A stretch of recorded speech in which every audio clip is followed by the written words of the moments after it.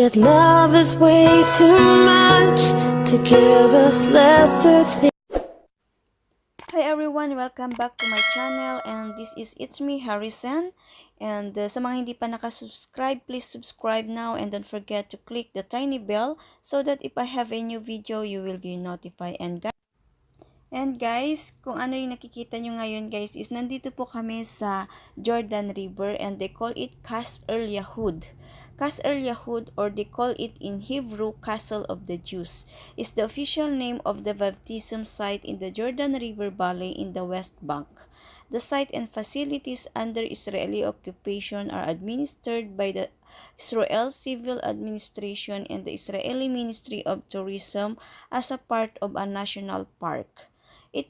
It is the western part of the traditional site of the baptism of Jesus by John the Baptist, located in the book of Matthew, chapter 3, verse 13 to 17, in Arabic Al-Maghtas, a name which was historically used for the pilgrimage site of both sides of the river.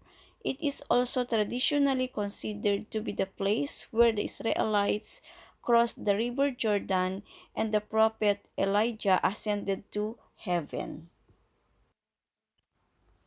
Al-Maghtas meaning guys is baptism or immersion in Arabic, is an archaeological World Heritage Site in Jordan on the east bank of the Jordan River, officially known as Baptism Site Bethany beyond the Jordan, or Al-Maghtas. It is considered to be the original location of the baptism of Jesus.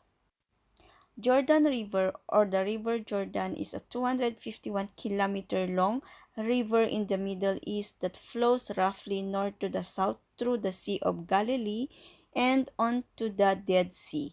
Jordan and the Golan Heights border the river to the east, while the West Bank and Israeli to its west. So guys, I will read the book of Matthew chapter 3 verse 13 to 17.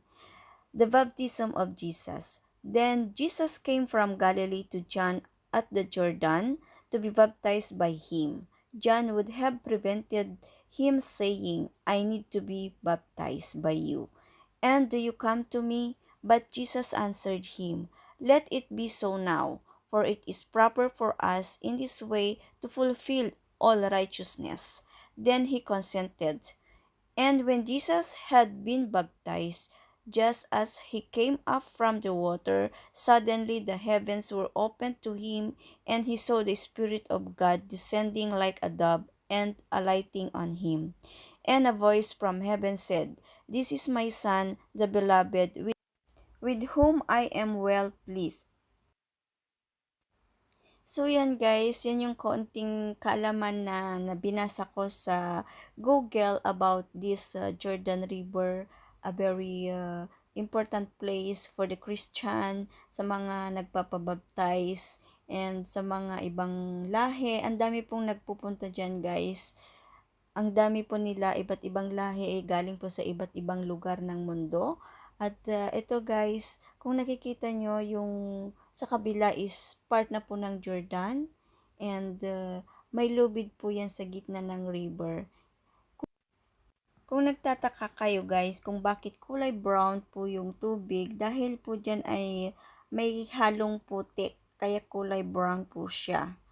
And alam nyo guys, yung mga ibang lahi dito o yung mga tao dito, hindi nila inaalintana kung kulay brown man or maputik or marumi. Basta ang importante sa kanila guys is andito sa pinaka-importanteng baptismal site, at nandito sila for them to be baptized from their pastor or kung sino man po yung gusto nilang nagbabaptize sa kanila.